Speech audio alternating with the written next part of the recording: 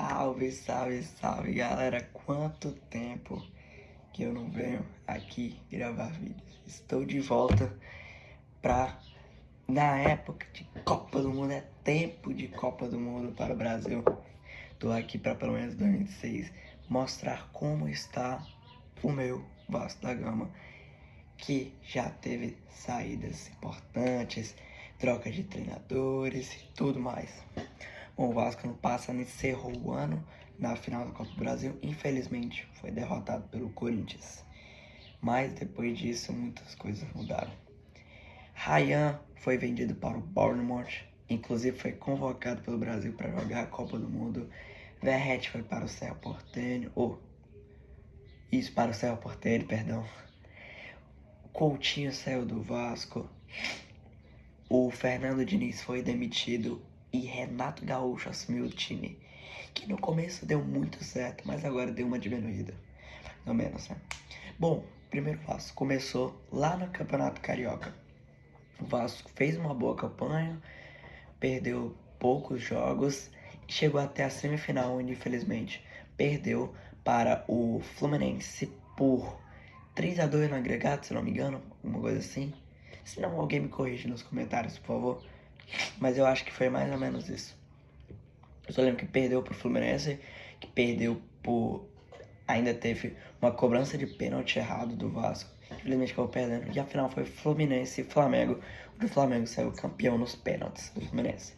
Além disso, teve a Supercopa do Brasil entre Flamengo e Corinthians, onde o Corinthians foi campeão por 2-0, com gol de Yuri Alberto no último lance ainda.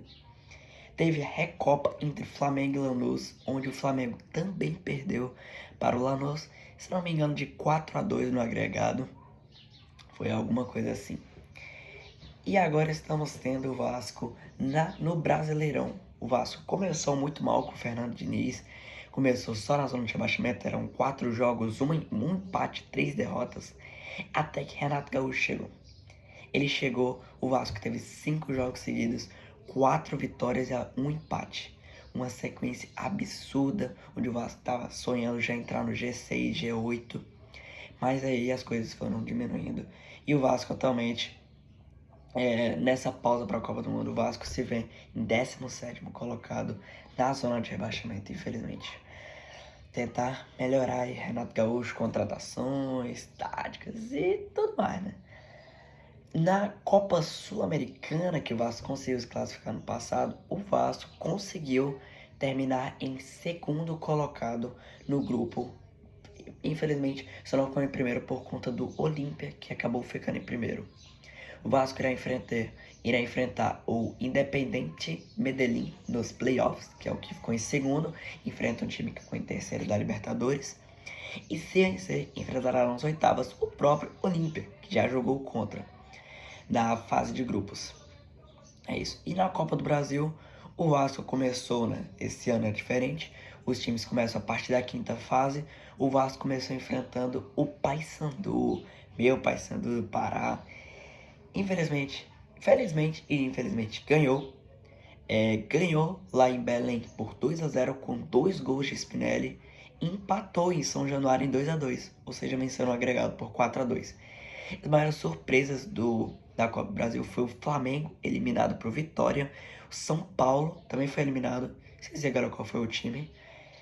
E o Botafogo eliminado por Juventude. Isso foram as maiores surpresas. Mas o Vasco se classificou e irá enfrentar o Fluminense, que enfrentou na semifinal da Copa do Brasil ano passado. Dessa vez se enfrentarão nas oitavas.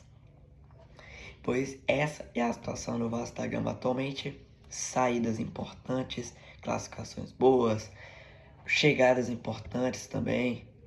Cuiabano, Spinelli, Adson voltando de lesão, Rojas assumindo a camisa 10 depois de Felipe Coutinho, Andrés Gomes voando, inclusive foi convocado pela Colômbia para jogar a Copa do Mundo. E agora, nesses próximos dias, irei postar os jogos do Brasil aqui no meu canal.